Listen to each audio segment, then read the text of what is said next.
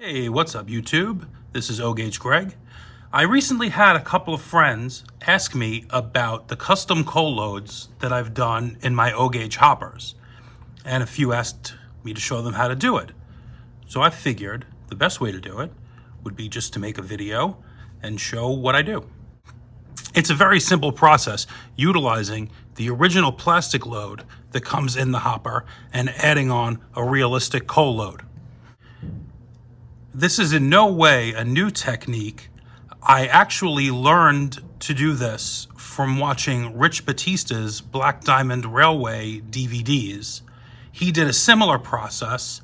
I do it almost the same, but my own way. I'm going to be using this MTH Premier 2-bay offset hopper, which you can see is the same as the nickel plate on the side. So we have our before and our after. What I'm going to show works on just about any type of hopper. I've done this on the Lionel GLA hoppers. This is an Atlas O fish belly and an MTH fish belly. The process is about the same no matter which manufacturer, but you may have to make some changes to how we modify the plastic load depending on the interior of the hopper that you're doing. There aren't a lot of tools or supplies required for this project. First and most importantly, you'll need a coal hopper with a removable plastic coal load. You're going to need some coal. I use Brennan's famous Reading anthracite coal number 3. He calls it the Mine Run. He has 5 different sizes of coal you can buy at his website. And I use the Woodland Scenic Glue. You can use any other glue that you prefer. You might prefer to use Elmer's glue. It will work. I like the Scenic Glue. It's thicker, it's goopier, it's stickier. And I don't know if that actually means anything, but the hoppers I've done with the Woodland Scenic Glue have come out much better, and the load held on perfectly. Okay, so our first step is going to be to remove the plastic coal load from our hopper. Now these don't come permanently installed. They usually drop out pretty easy. So what we're going to need to do is modify our coal load. We're going to need to cut off the ends on both sides and cut off a little bit of an angle. The way this works is the coal load sits right inside of the hopper, right on this edge here before it starts to angle in. So we're going to cut away at the ends so the place where it sits is lower down. The reason we're going to do this is if you wanted to, you could just apply your coal right on top of this load and it would sit pretty high in the car coming up and over. The look that I prefer is a lower profile. So I don't want the coal coming up higher than the original load. So we're going to bring our base down a little bit and put our coal on top of it. It's pretty simple to get started. First, we're going to mark off where we want to cut. We're going to use our bandsaw. You can use any saw that you have. Okay, so now we're going to go ahead and we're going to cut off our ends.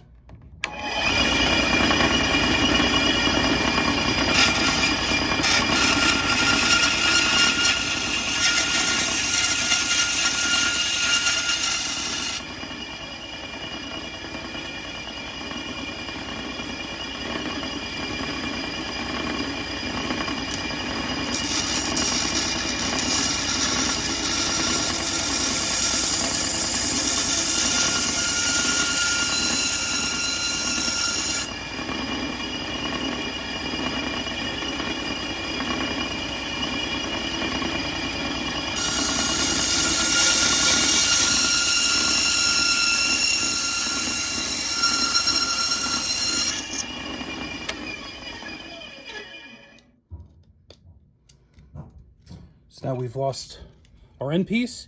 We've got our nice angled side, so it'll sit nice. So we have our ends cut and we have nice and angled. There was one detail that I completely forgot about with this particular model, is this brace that goes right through the center. You might find on other cars, for example, the Atlas H21As have bars that come across inside. And you might need to modify your load a little bit more to accommodate for that. So right now, when we drop this in, we're coming down nice and low like we want. But we've got that bar in the middle. It's giving us a little bit of a teeter-totter. So we need to fix that. It's going to be real easy. All we're going to do is right in the middle of our load, we're going to notch out a triangle, and we'll sit right down it. All right, now that we've got our nice dropped down, low profile coal base, now's the fun part. We're just going to add our glue. So the way I do it, I know some guys like to do this outside of the hopper, but I just go for it. This way I get a nice full load right to the edges. So I get in there. You can see how I mentioned this stuff is really nice and goopy. Get a good amount of it in there. Get a nice cheap brush that you don't mind getting all gluey and goopy. And you want to just cover the whole thing.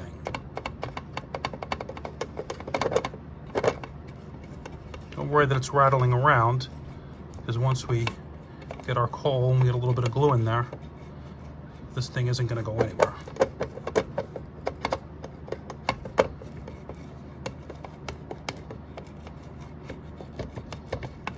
And I don't worry about getting a little bit on the edges. Well, I'm going to clean up some of this. But the coal is going to build up on the walls a bit.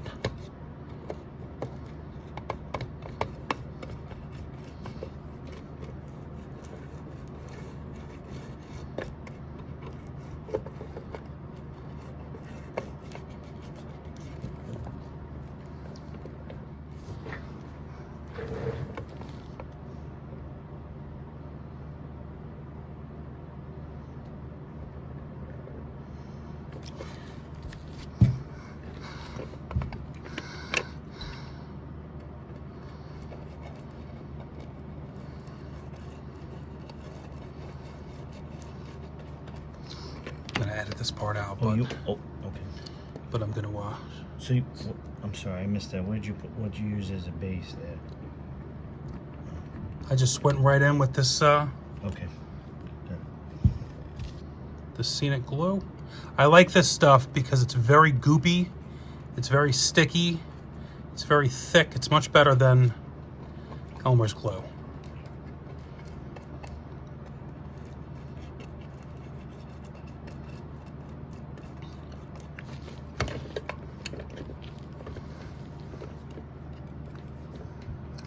All right, so now that we've got our base of glue, this is the part that's very technical, where you take your bag of coal and you just dump it on. You want to cover the whole surface. It doesn't matter if we end up with too much, because any excess the glue doesn't grab, we're going to shake off and put back into the bag. Nothing goes to waste. Just want to make sure you get it over all of your glue, so you cover all your spots. We'll shake around. Let's get a little bit of glue out of the corner.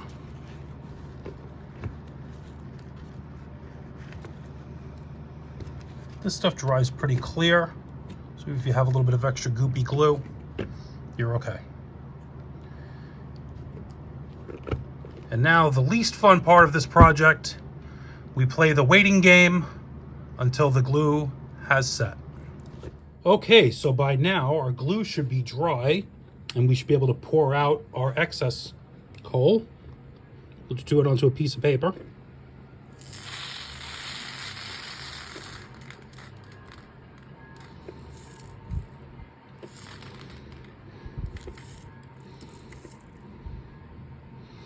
And you can see, a little hard to tell, we got a couple of small areas we didn't quite hang on into.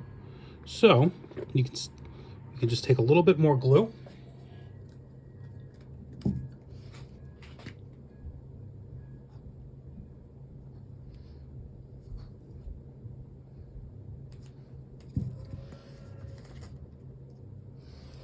We just get a little extra glue on our brush, and we'll just hit those areas with a little extra.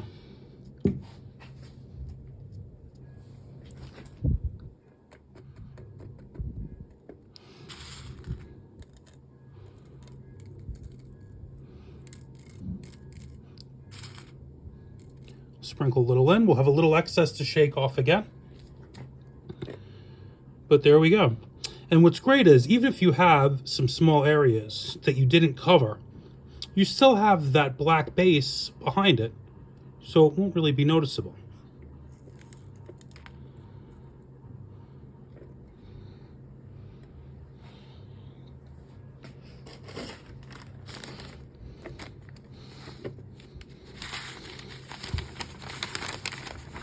All that excess coal, nothing goes to waste. Got our Ziploc bag of extra.